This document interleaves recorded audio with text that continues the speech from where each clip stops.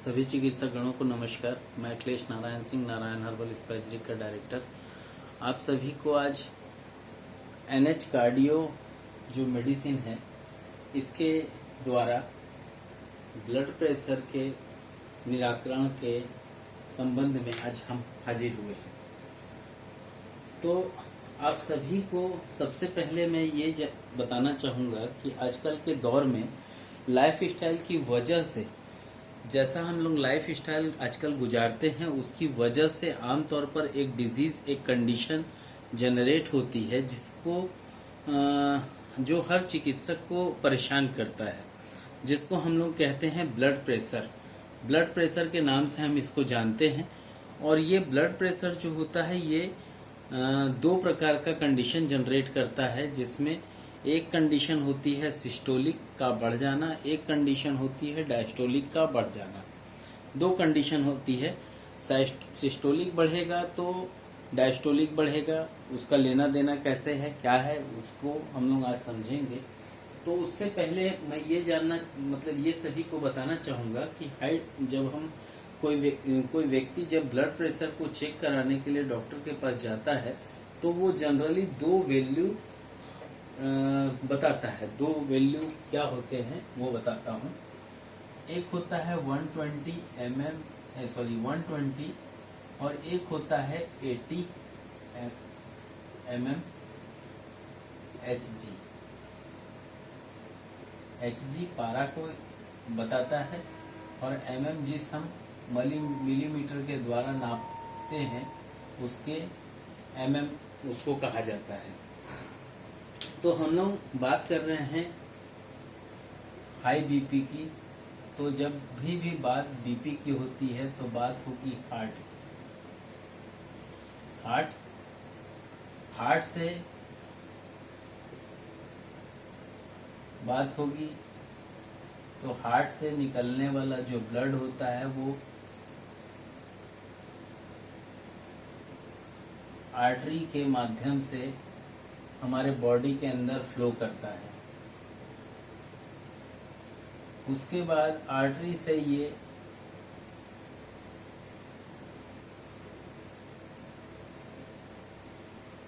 Arterioles में जाता है। आर्ट्रियोल्स से ये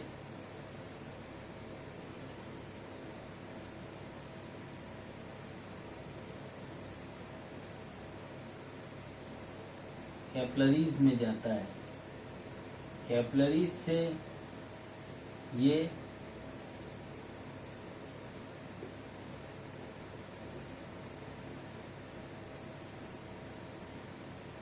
वेनरियोल्स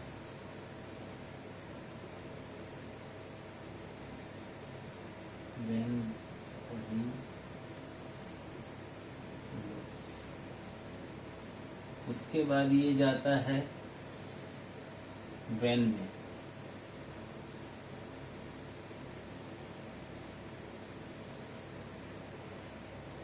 ठीक, तब ये जाता है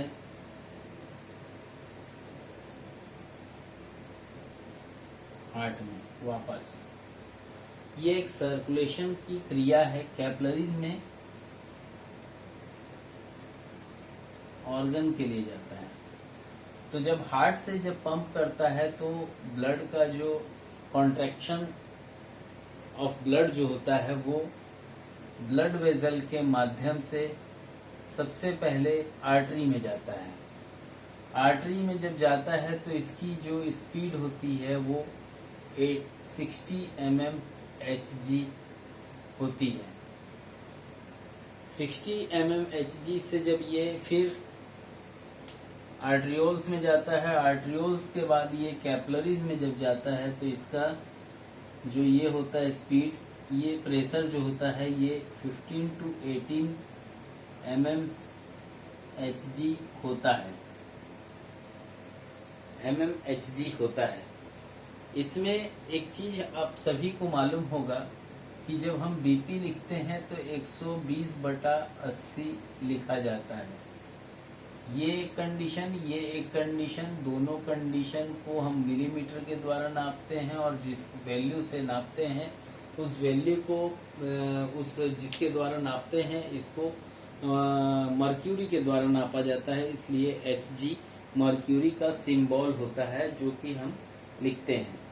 तो एक कंडीशन हुई जिसमें 120 हुआ, ये हुआ सिस्टोलिक। सिस्टोलिक क्यों? क्योंकि ये कॉन्ट्रैक्ट करता है। दूसरा होता है डायस्टोलिक। डायस्टोलिक मतलब जो लो से आया। तो हम लोग जनरली वो वैल्यू जो कि बताता है हमारे को कि ब्लड प्रेशर क्या है, तो 120 पहला होता है। दूसरा भाग होता है जिसको हम 80 कहते हैं। ये दो प्रेशर रिकॉर्ड होते हैं, और जब भी ब्लड प्रेशर को नापा जाता है तो इसमें से जो 120 mmHg प्रेशर होता है उसको हम लोग सिस्टोलिक प्रेशर कहते हैं, और जो 80 mmHg का प्रेशर होता है उसको हम लोग डायस्टोलिक के नाम से जानते हैं। इन दोनों के प्रेशर के बीच में एक कॉमन चीजें होती है जो दिखाई दे रहा है सभी को, आप लोग को 120 और 80 के बीच में गैप आ रहा है 40 का। तो ये जो 40 होता है, ये 40 जो होता है ये पल्स का प्रेशर होता है, PULSE पल्स प्रेशर। ठीक है, तो पल्स का प्रेशर होता है। तो पल्स का प्रेशर होता है मतलब अगर हार्ट की हम बात करते हैं तो हार्ट के 4 चैम्बर होते हैं। अगर हम बात करते हैं तो ये आपका हो गया ये हो गया आपका लेफ्ट एट्रियम, और ये हो गया राइट एट्रियम, और ये हो गया आपका लेफ्ट वेंट्रिकल, और ये हो गया आपका राइट वेंट्रिकल। ऐसे करके 4 चैम्बर होते हैं। और ये चैम्बर जो होता है ये आपका पल्मोनरी से होता है जुड़ा हुआ, और ये जो चैम्बर होता है ये आपका जुड़ा रहता है एरोटा से, है ना। और ये जो चैम्बर होता है ये होती है आपकी राइट वेंट्रिकल, और ये होती है आपकी लेफ्ट वेंट्रिकल। तो हम लोग आज जो बात कर रहे हैं ये लेफ्ट वेंट्रिकल के अकॉर्डिंग बात कर रहे हैं। हम लोग LV से बात कर रहे हैं।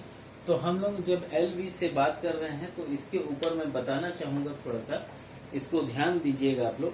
तो हम लोग जब जानते हैं कि जो BP का जो वैल्यू होता है वो 120/80 mmHg का प्रेशर होता है, और जब ये प्रेशर जो होता है ये इसमें जब भी अप एंड डाउन होता है तो ये हमारे बॉडी पर अलग अलग प्रभाव डालता है।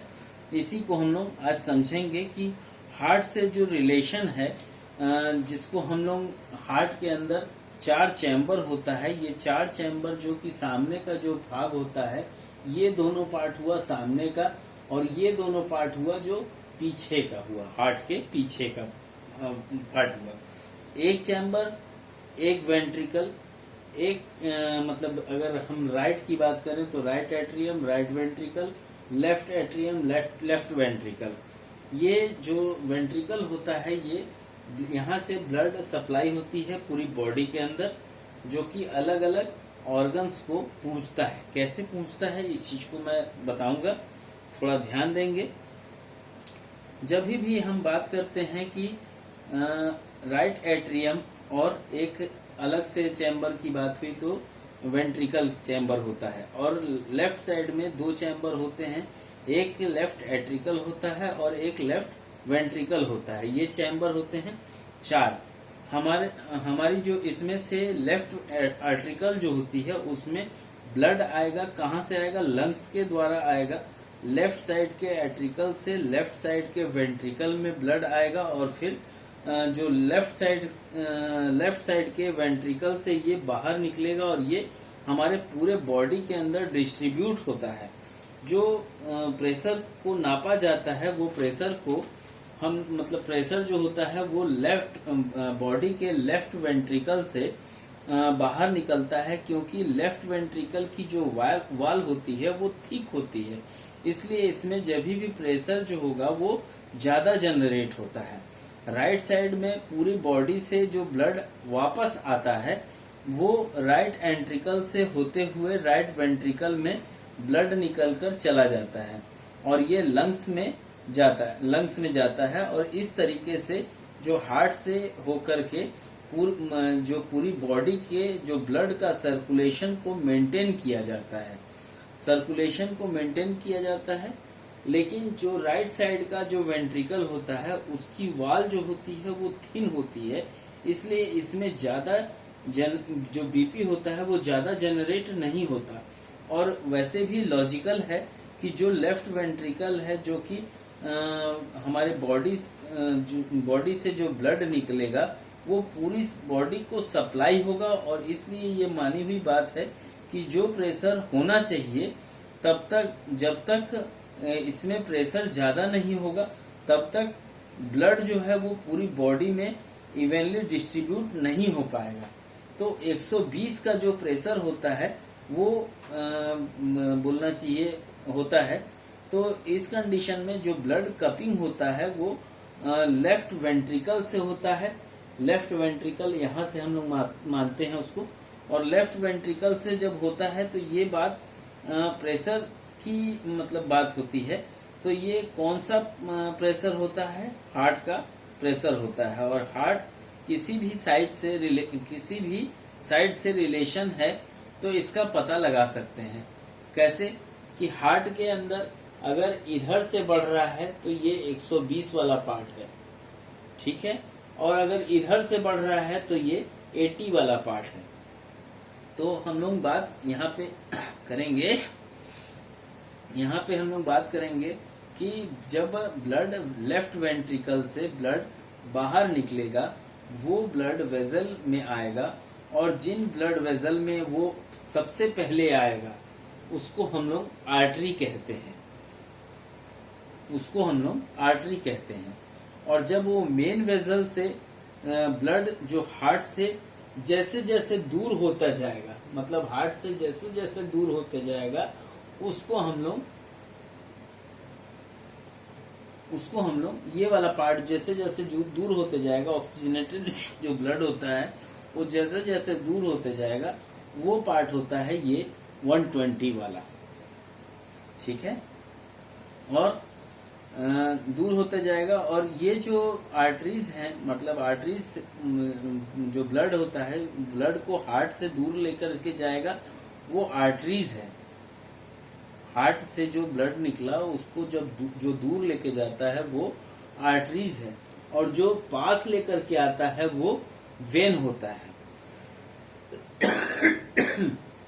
वेन की terminology that is depends upon the direction of blood towards heart to away from the heart। तो जो हार्ट से ब्लड निकलेगा वो आर्टरीज में जाएगा, और आर्टरीज से जो ब्रांचेस होती हैं जिसको हम आर्टियोल्स बोलते हैं, ये आर्टियोल्स जो होती हैं ये बोलना चाहिए फाइन ब्रांचेस होती हैं किसकी? आर्टरीज की, ठीक है। तो ये डिवाइड होती हैं, यहाँ से डिवाइड होती हैं। डिवाइड होने के बाद ये क्या होती हैं? ये कैपलरीज में, मतलब जो कैपलरीज जो होती है वो फाइन ब्लड वेजल होती है जो सबसे महीन होती है, और हम उस कैपलरीज से ब्लड मतलब उसके अंदर ब्लड कलेक्ट होता है।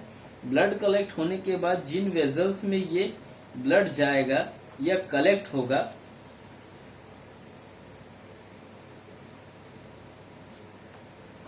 होगा वो मतलब ये कलेक्ट होने के बाद ये वेनियोल्स में जाता है। वेनियोल्स में से ब्लड जो होता है वो कलेक्ट होता है और वो मेन वेजल में होते हुए हार्ट को जाता है। तो इस पूरे जो मतलब ये जाता है, आप लोग इसको यहाँ से जो पार्ट पढ़ा रहा हूँ, ये वाला जो पार्ट है वेन से हार्ट वाला, ये मैंने पाइल्स में पढ़ाया हुआ है, आप वहाँ देख लीजिएगा, आपको वो मिल जाएगा वहाँ पे। तो उस तरीके से आप उस चीज को कंफर्म हो जाएंगे कि ये वेन्स वाला जो पार्ट है ये एनाल वेन हुआ, और एनाल वेन के बाद के आप लोग मिलाइएगा तो आपको उसका वो डाटा वहाँ से उपलब्ध हो जाएगा। तो जितना भी ऑर्गन होता है उनको जो ब्लड सप्लाई करने का कार्य करता है वो कौन करता है? कैपलरीज करता है। और जब ये कैपलरीज मतलब काम करना खत्म हो जाता है तो ब्लड जो होता है वो वापस कलेक्ट होना शुरू हो जाता है और ये वापस चला जाएगा, फिर हमारे वेंस के माध्यम से ये हार्ट में वापस चले जाता है। तो जितना ब्लड निकला था यहाँ से उतना ही ब्लड वो वापस यहाँ से चले जाता है। तो इस जो पूरा सर्कुलेट जो हुआ, ये मतलब जो कंडीशन जिसमें हुई कि 120/80 mmHg के प्रेशर में, अब ये प्रेशर जो है वो इंटरपोलेट करते हैं कि 120 और 80 इज व्हाट्स, इसमें जो 120 का प्रेशर है वो सिस्टोलिक प्रेशर होता है और ये सिस्टोलिक प्रेशर तब क्रिएट होता है जब हार्ट में कॉन्ट्रैक्शन होगा और हार्ट जो ब्लड होता है वो हार्ट से बाहर निकलेगा बाय फोर्स 120 की स्पीड से। और ये जो 80 वाला प्रेशर जो होता है तब होता है जब वेन होती है वो उसके अंदर जो हार्ट की जो वेन होती है उसके अंदर जो ब्लड होता है वो फिल होते रहता है। हार्ट में आकर के ब्लड जो फिल अप होना शुरू होता है तब ये प्रेशर जो होता है वो 80 mmHg होता है। इसको हम कहते हैं डायस्टोलिक। डायस्टोलिक इसलिए कहते हैं कि जब हार्ट में फिलिंग होता है तो ब्लड, जब हार्ट में कॉन्ट्रैक्शन होगा तो ब्लड में फोर्स होगा और उस फोर्स से ब्लड बाहर निकलेगा और पूरी बॉडी में डिस्ट्रीब्यूट होगा। तो सिस्टोल का मतलब क्या हुआ, जो कॉन्ट्रैक्शन हो रहा है उसका मतलब होता है सिस्टोल। सिस्टोल कंडीशन है और वो कंडीशन ब्लड बाहर निकालने, जो बाहर निकाला, मानी हुई बात है कि इतनी सारी जो वेजल्स हैं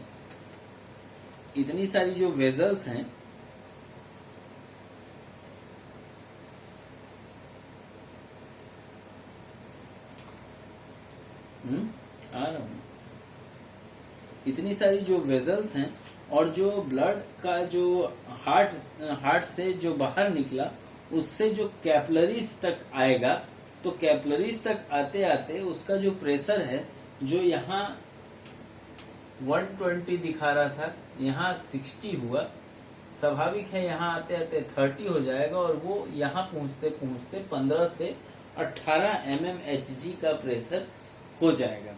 तो 18 मतलब जो जो प्रेशर हो जाएगा और जैसे जैसे ब्रांचेस बढ़ती जाएंगी वैसे वैसे प्रेशर भी जो है वो कम होते जाएगा और ब्लड का जो वॉल्यूम भी होता है वो धीरे धीरे कम होता है और उस कैपिलरी की या उस वेजल्स की जो रेजिस्टेंस होती है वो भी कम हो जाती है। तो ये ब्लड का जो प्रेशर होता है उसका प्रोपोर्शन में ये रिड्यूस करना शुरू कर देता है। तो कैपिलरीज में 15 से 18 का प्रेशर जो होता है, इसका मतलब ये हुआ कि ये वो प्रेशर है जिसकी वजह से बॉडी के ऑर्गन को ब्लड मिलेगा। 80/, से तो सिर्फ बॉडी के ऑर्गन तक ब्लड पहुंचेगा और ये नॉर्मल कंडीशन की बात हुई। अब प्रेशर कम या ज्यादा हो सकता है क्योंकि ब्लड प्रेशर में 120/80 को दो अलग अलग प्रेशर का वैल्यू मिलता है। हार्ट का जो रेट होता है, हार्ट बीट जो होता है, जिसको हम लोग heartbeat, normal heartbeat कहते हैं। कहाँ लिखूं, नॉर्मल हार्ट बीट, इसलिए इसको लिख रहा हूं ताकि समझा सकूं आप लोगों को। अब मान लेते हैं यहाँ लिखा हुआ है 72 पर मिनट नॉर्मल हार्ट बीट। यहाँ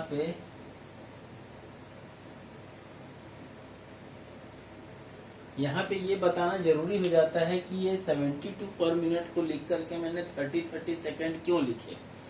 कहने का मतलब होता है कि जो बीपी जो होता है वो 120 के स्पीड में 30 सेकंड तक,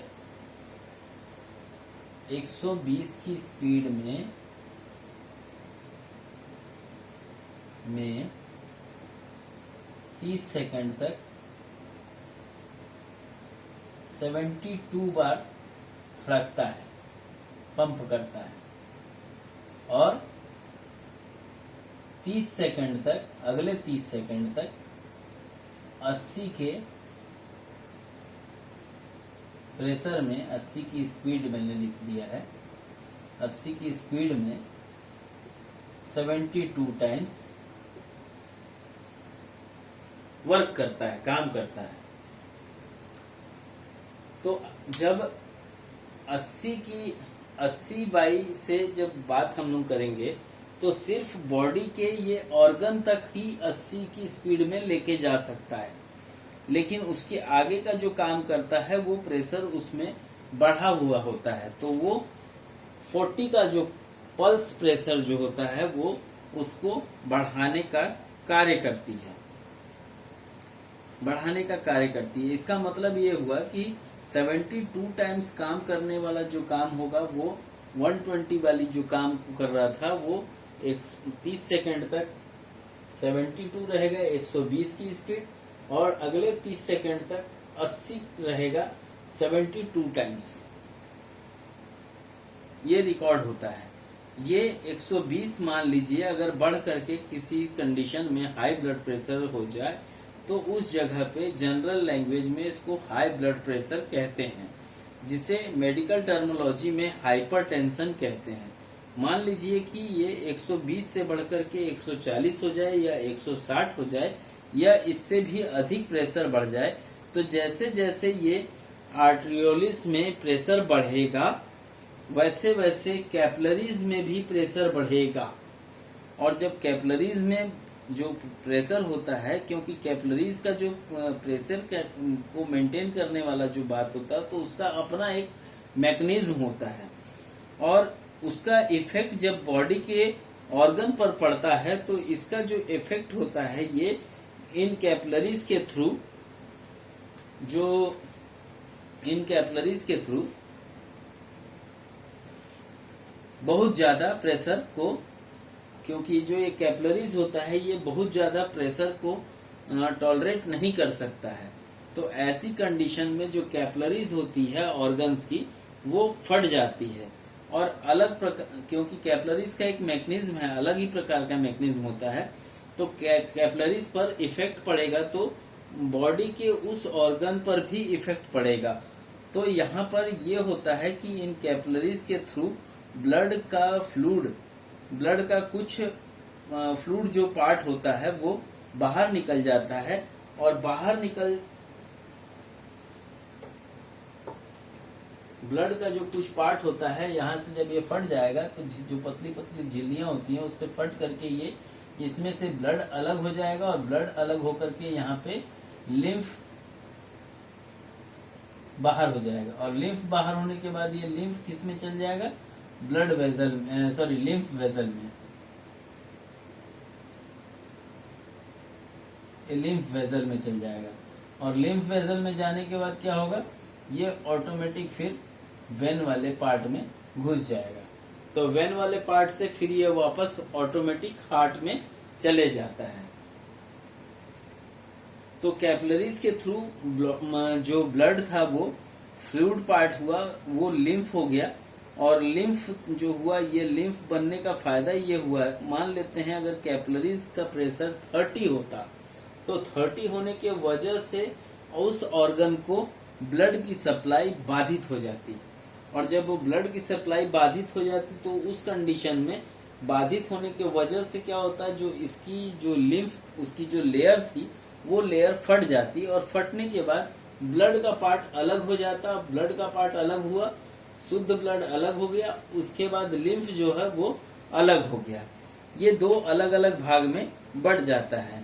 तो वेन्यूल्स तक जो ब्लड आएगा, और जो ब्लड दो पार्ट में हो गया, एक जो हुआ ब्लड में चला गया वेन्स के माध्यम, वेन्यूल्स के माध्यम से वेन में जाते हुए हार्ट में चला गया, और एक पार्ट जो हुआ वो लिम्फ शुद्ध होकर के शुद्ध पार्ट जो ब्लड का जो एक लिम्फ पार्ट जो हुआ वो लिम्फ वेजल में होकर के फिर वेन के माध्यम से हार्ट में वापस चले जाता है। तो इसका मतलब ये हुआ कि जितना ब्लड यहाँ से निकला था उतना ही ब्लड वापस वो हार्ट के अंदर चला गया। ये एक नॉर्मल प्रक्रिया है। इस नॉर्मल प्रक्रिया को अगर हम लोग बात करते हैं तो इस नॉर्मल प्रक्रिया को सर्कुलेटरी सिस्टम कहा जाता है। तो ये ब्लड के सर्कुलेशन को बिलोंग करती है और ये लिम्फेटिक सर्कुलेशन को बिलोंग करती है। अगर हम बात करते हैं अगर किसी व्यक्ति को लिम्फेटिक या लिम्फ ना हो तो हम लोग सरवाइव नहीं कर सकते, हम लोग नहीं व्यक्ति जिंदा नहीं रह सकता। हमारे बॉडी के जो सेल्स होते हैं उनको जिस चीज उनको चीज नहीं मिल वो चीज नहीं मिल पाती है तो जो ब्लड से आती है, तो आप ये भी कह सकते हैं कि lymph is the medium of communication between blood and body cells. मतलब दोनों के बीच का जो कम्युनिकेशन होता है उसको मेंटेन करने का जो कार्य होता है ये दोनों फ्लूइड करती है सिस्टम में। और एक साइड अगर बात करें हम लोग एक साइड सिस्टम में, तो हमारे बॉडी में जो ब्लड होता है वो 5 से 6 लीटर होता है। ये ब्लड जो होता है ये हार्ट से बाहर निकलेगा तो आर्टरीज में जाएगा, आर्टरीज में जाने के बाद आर्टियोल्स में जाएगा, आर्टियोल्स में जाएगा तो फिर उसके बाद ये कैपिलरीज में जाएगा।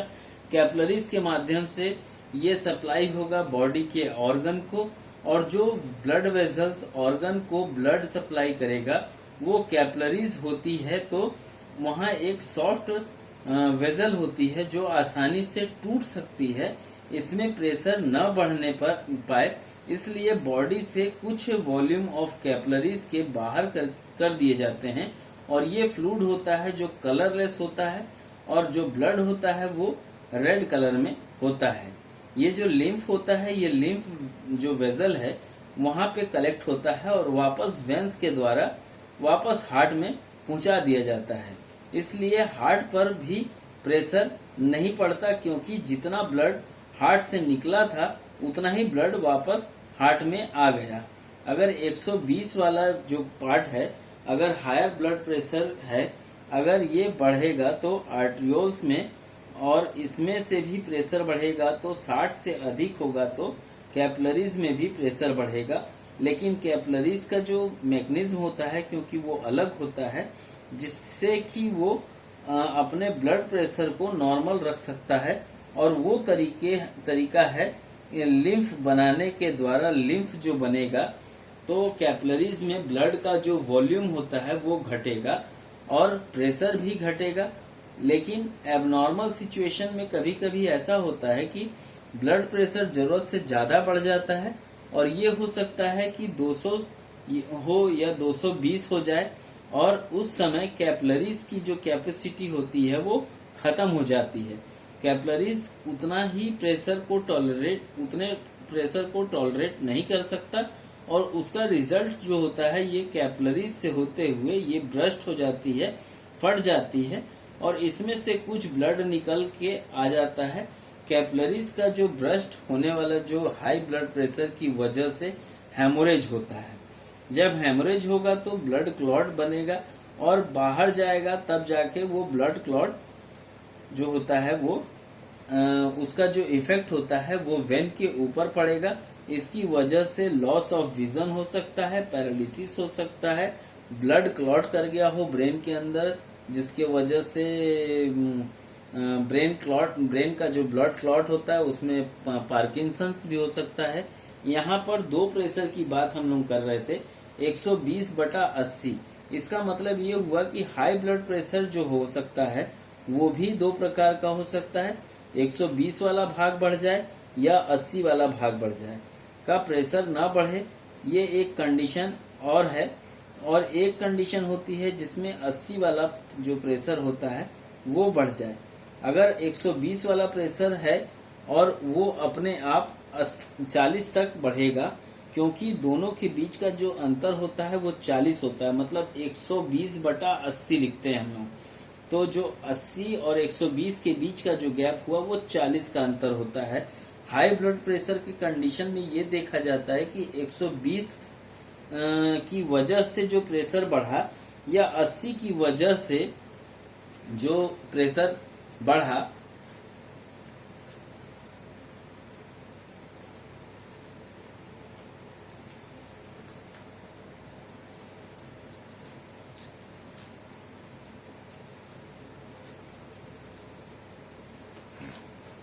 80 की वजह से जो एक प्रेशर बढ़ा, तो यहाँ पे ये देखा जाता है, वो मैं क्लियर कर रहा हूँ।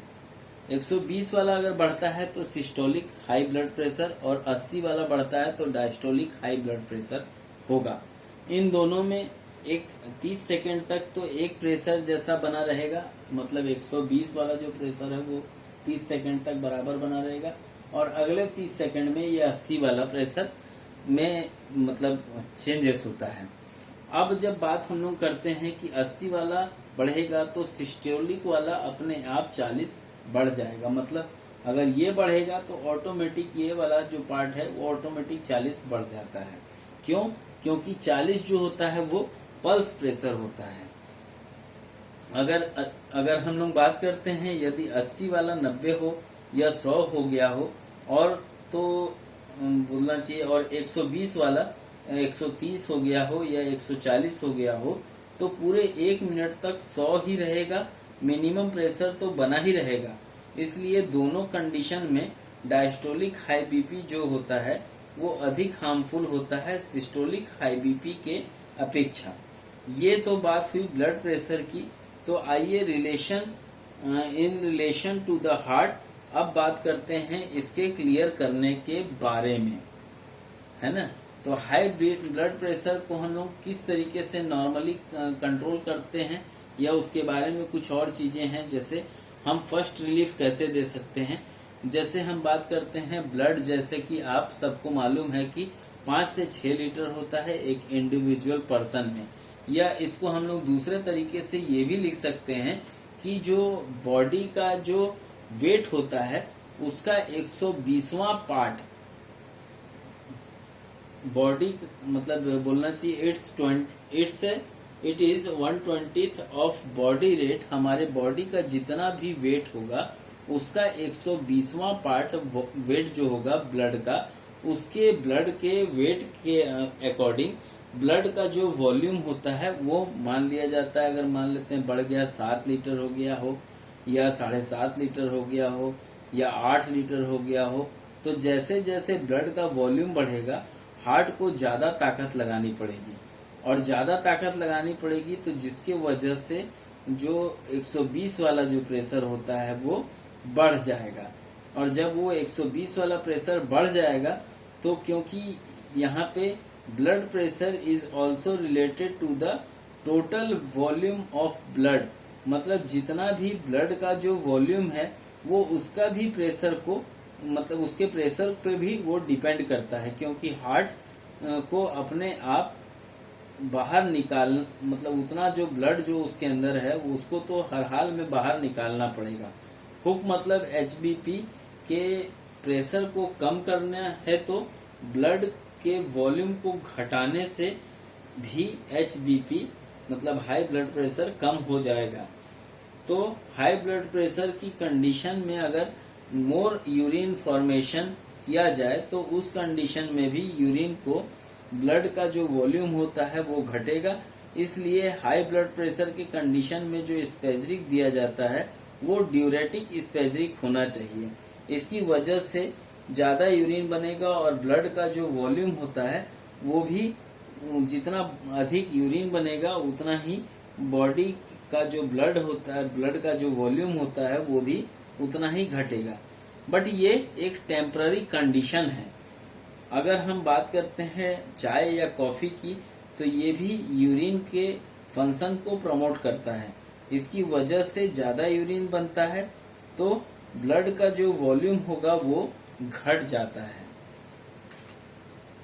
ये ब्लड का वॉल्यूम जो होता है ये घट जाता है। तो ब्लड का वॉल्यूम घट जाता है तो अगर दूसरे टाइप से हम लोग अगर मतलब ब्लड का वॉल्यूम घट जाता है तो बीपी ऑटोमेटिक नॉर्मल हो जाता है। अगर दूसरी बात हम लोग करें कि एचबीपी की, तो लो दूसरा जो ब्लड प्रेशर का कंडीशन होता है वो होता है लो ब्लड प्रेशर की बात करते हैं। ये तो 80 से घट करके 60 हो सकता है, 55 हो सकता है, और बहुत ही रेयर केस में 50 हो सकता है।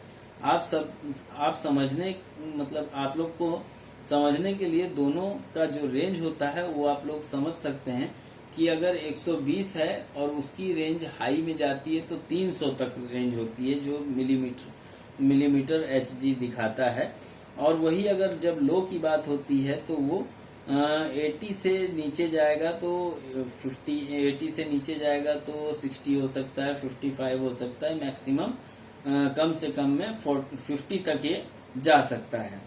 तो इसमें दोनों में फर्क जो होता है वो आप लोग देख रहे हैं, हाई ब्लड प्रेशर का बढ़ जाना और लो ब्लड प्रेशर BP का कम के आसपास के रेंज में घट जाना। इसका जो सबसे ज्यादा नुकसान तब होता है जब ये अधिक घटता जाएगा तो ब्रेन को ऑक्सीजन और ग्लूकोज मिलना उसी रेशियो में घटता जाएगा और ब्रेन काम करना धीरे धीरे बंद कर देगा। इसलिए low BP is always more harmful compare to high BP। अगर लो BP की कंडीशन में हम सॉल्ट ले सकते हैं और साथ में शुगर ले सकते हैं, ORS ले सकते हैं। अगर लो BP है तो नमक हमेशा ब्लड के वॉल्यूम को कम करता है। तो कौन सा नमक कम करता है, कौन सा नमक बढ़ाता है, इसके बारे में भी थोड़ा सा बताना चाहूंगा। अगर हाई BP में बात करते हैं तो ये हाई BP में अगर हम KCl देते हैं तो KCl मतलब क्लोराइड, पोटेशियम क्लोराइड। और अगर हम बात करते हैं तो पोटेशियम क्लोराइड काम क्या करता है, तो पोटेशियम क्लोराइड जो होता है ये हमेशा पानी के अमाउंट को घटाता है। और वही अगर सोडियम की बात करते हैं, NaCl वाला नमक जो हम लोग आयोडीन नमक वगैरह बोल के खाते हैं, ये नमक की जब बात करते हैं तो ये सोडियम हमेशा पानी के अमाउंट को बढ़ाता है। तो जहां अमाउंट को बढ़ाएगा वहां क्या होगा, BP हाई कर जाएगा। और अगर हम लोग बात करें कि पानी के अमाउंट को अगर घटाता है तो उस कंडीशन में BP लो हो जाएगा। अगर ब्लड में सोडियम बढ़ेगा तो ब्लड में पानी भी बढ़ेगा और ब्लड का जो वॉल्यूम होता है वो भी बढ़ जाएगा। ब्लड में अगर हम